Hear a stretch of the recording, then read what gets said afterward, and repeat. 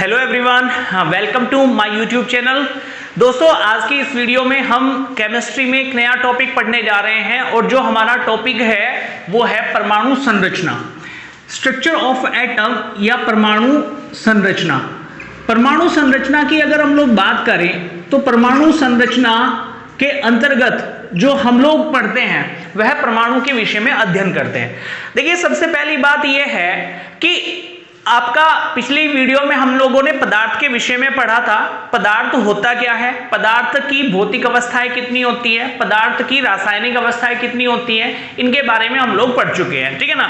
अब बात करते हैं कि भाई पदार्थ जो आपका बना हुआ है, वैज्ञानिकों के सामने या प्राचीन दार्शनिकों के सामने एक प्रश्न बहुत महत्वपूर्ण था अपने आप में कि भाई पदार्थ किन से मिलकर के बना हुआ है, पदार्थ का निर्माण किन से हुआ है।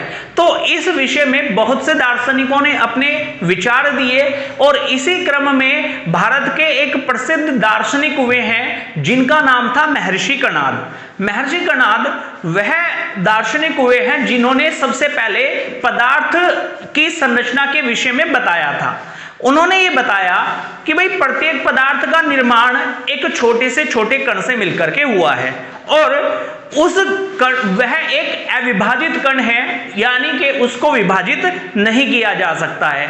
और इस प्रकार से पदार्थ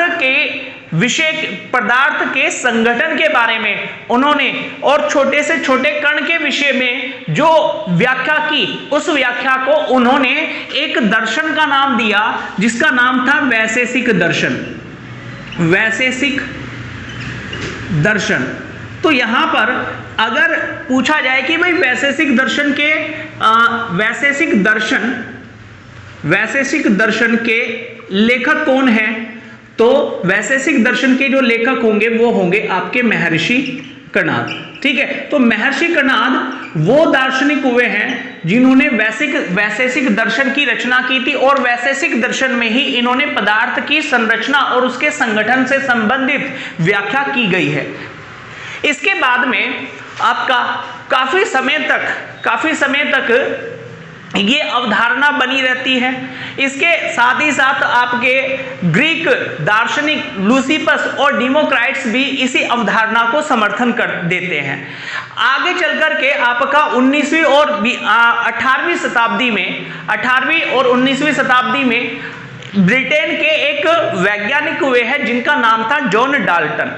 देखिए, जॉन डाल्टन वो वैज्ञानिक थे जिन्होंने सबसे पहले आपके छोटे से छोटे कण को परमाणु नाम दिया था, यानी कि पदार्थ के निर्माण में जिस छोटे से छोटे कण ने भाग लिया हुआ है उस कण को उनके द्वारा परमाणु नाम दिया गया था। और इन्हीं के द्वारा एक सिद्धांत प्रतिपादित किया गया और इस सिद्धांत को कहा गया है डाल्टन का परमाणु सिद्धांत या एटॉमिक थ्योरी ऑफ डाल्टन, ठीक है ना। डाल्टन का परमाणुवाद भी कहा जाता है इसको, ठीक। तो आपसे बात करें अगर हम लोग तो परमाणुवाद का जनक कौन है, तो परमाणुवाद का जनक होगा जॉन डाल्टन।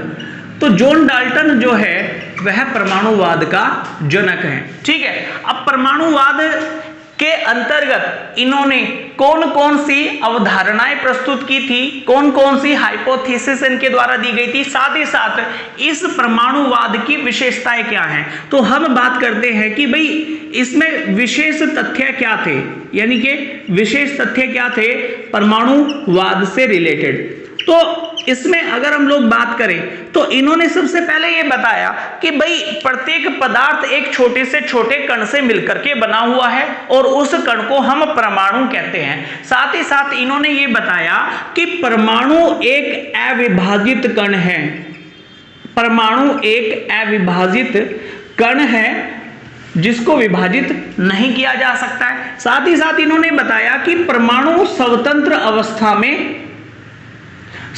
अवस्था में रह सकता है, यानी कि इन्होंने ये कहा कि भाई प्रकृति में जो परमाणु होता है वह मुक्त अवस्था में पाया जाता है, स्वतंत्र अवस्था में रह सकता है, ठीक है ना।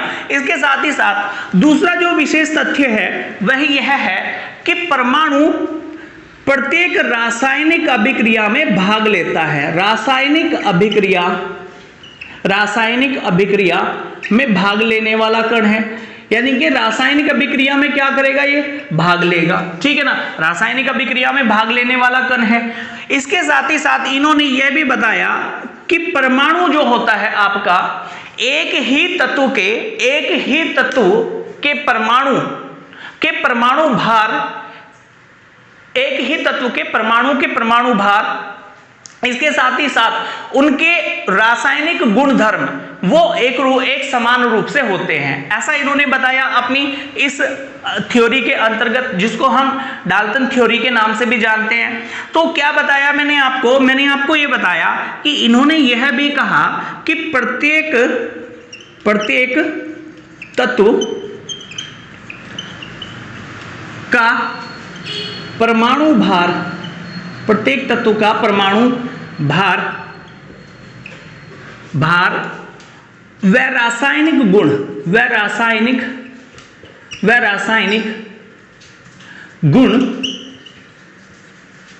रासायनिक गुण समान होते हैं, इन्होंने ये भी बताया था, ठीक है। इसके साथ ही साथ इन्होंने ये भी बताया कि भाई परमाणु एक अविनाशी कण है, परमाणु एक अविनाशी कण है, यानी कि परमाणु एक अविनाशी कण है, परमाणु को ना तो उत्पन्न किया जा सकता है और ना ही नष्ट किया जा सकता है। तो ये कुछ महत्वपूर्ण अवधारणाएं थी, कुछ महत्वपूर्ण थ्योरीज थी, हाइपोथेसिस थी, जो आपके डाल्टन के द्वारा दी गई थी। अब क्योंकि आगे आने वाले वक्त के अंदर बहुत से ऐसे वैज्ञानिक हुए जिनमें आप लोगों का जिसमें आप लोगों का जो वैज्ञानिक थे थॉमसन जिनको कहा जाता है, ठीक है ना, इसके साथ में रदरफोर्ड आए, चैडविक आए। तो इन वैज्ञानिकों ने जब खोज करने के बाद में इन्होंने यह पाया कि जो डाल्टन ने जो अवधारणाएं दी थी, जो थ्योरी दी थी, उसमें कुछ कमियां हैं, उसमें कुछ कमियां पाई गई और उन कमियों को दूर करने का काम इन वैज्ञानिकों के द्वारा किया गया। इन्हीं के द्वारा इलेक्ट्रॉन, प्रोटॉन और न्यूट्रॉन की खोज की गई और जब इनके द्वारा जो थ्योरीज दी गई थी, उन थ्योरीज को आपका कहा जाता है आधुनिक परमाणु सिद्धांत। यानी कि अभी तक हमने जो पढ़ा वो पढ़ा था डाल्टन का परमाणु सिद्धांत, और डाल्टन के परमाणु सिद्धांत के अंतर्गत आपको यह बताया गया कि भाई परमाणु एक अविभाजित कण है, स्वतंत्र अवस्था में रह सकता है, सभी रासायनिक अभिक्रियाओं में भाग लेता है, प्रत्येक तत्व का परमाणु भार व रासायनिक गुण समान होते हैं और परमाणु एक अविनाशी कण है, ठीक है ना। अब पढ़ते हैं हम लोग कि जो आधुनिक परमाणु सिद्धांत है वो क्या कहता है, तो उसको समझते हैं दोस्तों, ठीक है। देखिए, जैसा कि आप सभी लोगों को पता है, मैंने आपको क्या बताया है, मैंने आपको बताया कि आधुनिक परमाणु सिद्धांत क्या कहता है। तो हम पढ़ रहे हैं अभी हमने पढ़ा डाल्टन का परमाणु सिद्धांत, अब है आधुनिक परमाणु सिद्धांत। आधुनिक परमाणु सिद्धांत, आधुनिक परमाणु सिद्धांत। और आधुनिक परमाणु सिद्धांत के अंतर्गत जो पहला पॉइंट है वो ये है कि भाई परमाणु विभाजित कण है, विभाजित कण है, परमाणु विभाजित कण है, जो विभाजित हो सकता है अपने मूल कणों में। और मूल कण कौन से होते हैं? परमाणु के मूल कण है इलेक्ट्रॉन, प्रोटॉन और आपका न्यूट्रॉन। तो ये क्या है? ये परमाणु के मूल कण है। यानी कि परमाणु, डाल्टन कहता था कि परमाणु एक अविभाजित कण है, जबकि आपके जो आधुनिक परमाणु सिद्धांत है वो क्या कह रहा है कि भाई परमाणु एक विभाजित कण है जो अपने मूल कण इलेक्ट्रॉन, प्रोटॉन और न्यूट्रॉन में विभाजित हो सकता है। दूसरा जो है यहां पर इन्होंने ये बताया कि परमाणु रासायनिक अभिक्रिया में भाग लेता है। रासायनिक अभिक्रिया, जितनी भी रासायनिक अभिक्रियाएं होती हैं उन सभी रासायनिक अभिक्रियाओं में परमाणु भाग लेता है, ठीक है। तीसरा जो पॉइंट है स्टूडेंट वो ये है, जैसे आपका समस्थानिक और समभारिक की खोज की गई।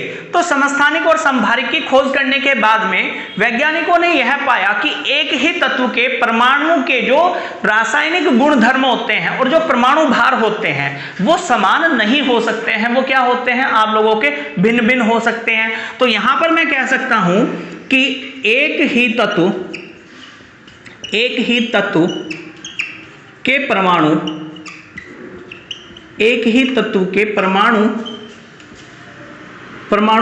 भार, एक ही तत्व के परमाणु भार व रासायनिक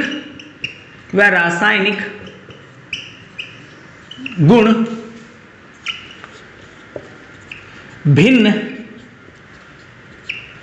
भिन्न होते हैं।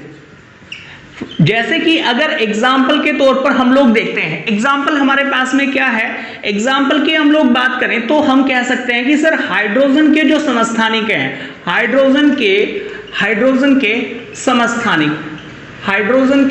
समस्थानिक, तो हाइड्रोजन के समस्थानिक कौन कौन से होंगे भाई? हाइड्रोजन के समस्थानिक आप लोगों को पता है कि प्रोटियम, ड्यूटेरियम और ट्राइटियम, ये क्या है? हाइड्रोजन के समस्थानिक है। और इन समस्थानिकों में आप पाएंगे कि इनका जो परमाणु भार होता है वो भिन्न भिन्न होता है और साथ ही साथ उनके रासायनिक गुण भी क्या होते हैं? आपके भिन्न भिन्न होते हैं। चौथा जो पॉइंट है स्टूडेंट वो ये है कि परमाणु स्वतंत्र अवस्था में नहीं रहता है, स्वतंत्र अवस्था में नहीं होता। परमाणु क्या है? परमाणु एक मुक्त कण नहीं है, प्रकृति में कभी भी ये स्वतंत्र अवस्था में नहीं पाया जाता है। जबकि डाल्टन क्या कह रहे थे? डाल्टन कह रहे थे कि भाई परमाणु जो होता है आपका वो स्वतंत्र अवस्था में पाया जाता है, जबकि आधुनिक जो मॉडर्न एटॉमिक थ्योरी है वो ये कहती है कि परमाणु स्वतंत्र अवस्था में या मुक्त अवस्था में नहीं पाया जाता है। तो ये कुछ सिद्धांत दिए गए थे आपके जो मॉडर्न एटॉमिक थ्योरी के अंतर्गत दिए गए थे। इन सिद्धांत को पढ़ लेने के बाद में अब आगे हम बात करते हैं आपका परमाणु के मूल कणों के विषय में। इनके खोजकर्ता कौन कौन रहे हैं, इनकी विशेषताएं क्या होते हैं, इन सभी चीजों को हम लोग समझेंगे। ठीक है ना? तो दोस्तों आज की इस वीडियो में इतना ही। मिलते हैं अगली क्लास में आप लोगों से कुछ जो आप लोगों के इलेक्ट्रॉन, प्रोटॉन और न्यूट्रॉन के बारे में हम लोग अगली क्लास में पढ़ेंगे, अगली वीडियो में पढ़ेंगे। वीडियो को लाइक कीजिएगा, शेयर कीजिएगा, कमेंट्स कीजिएगा और चैनल को सब्सक्राइब कर लीजिएगा। Thank you very much.